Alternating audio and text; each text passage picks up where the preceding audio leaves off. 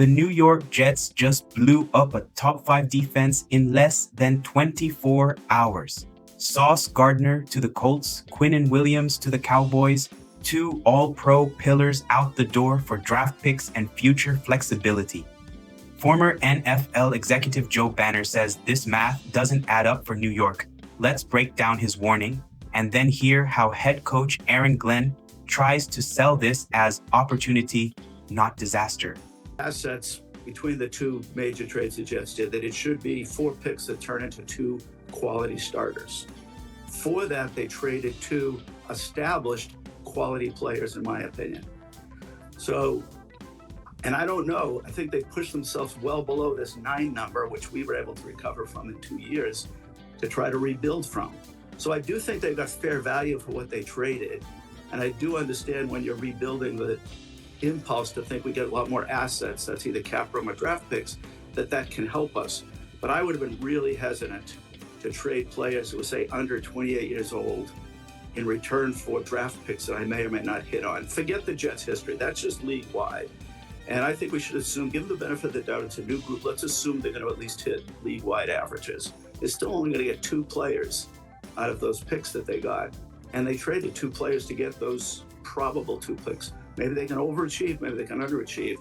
But that would have caused me, if I was sitting in that seat to make a decision, to be really hesitant to trade 2 players of that caliber at this point. So Banner's point is simple. You traded 2 proven stars under 28 for lottery tickets. Even if you hit league average on those picks, you're basically hoping to replace what you already had.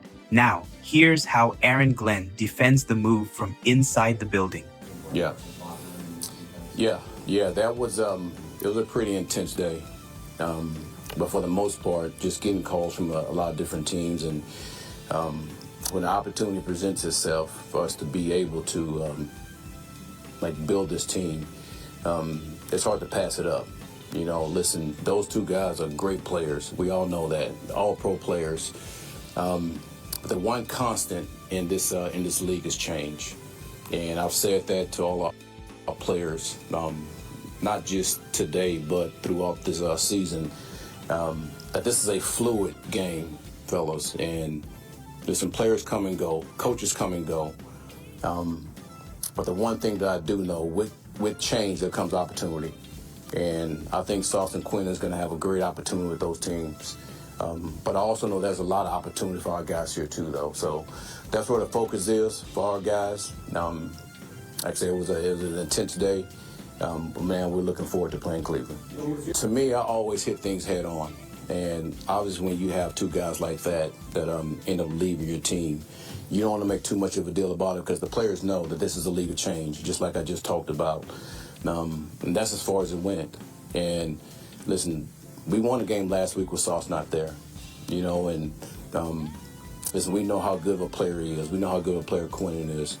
But man, we are moving forward. You know, we have a good amount of draft capital that we're looking forward to.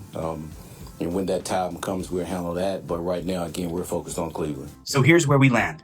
Joe Banner says the Jets swapped certainty for a coin flip. 2 all-pro talents, 4 at best, 2 solid starters if the picks hit. Aaron Glenn leans on the classic line, change is constant, and with change comes opportunity for Sauce, for Quinnen, and for the new core in New York.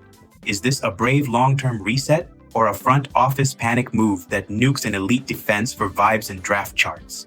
Tell me in the comments, did the Jets get played, or are they playing 4D chess? And if you're new here, subscribe.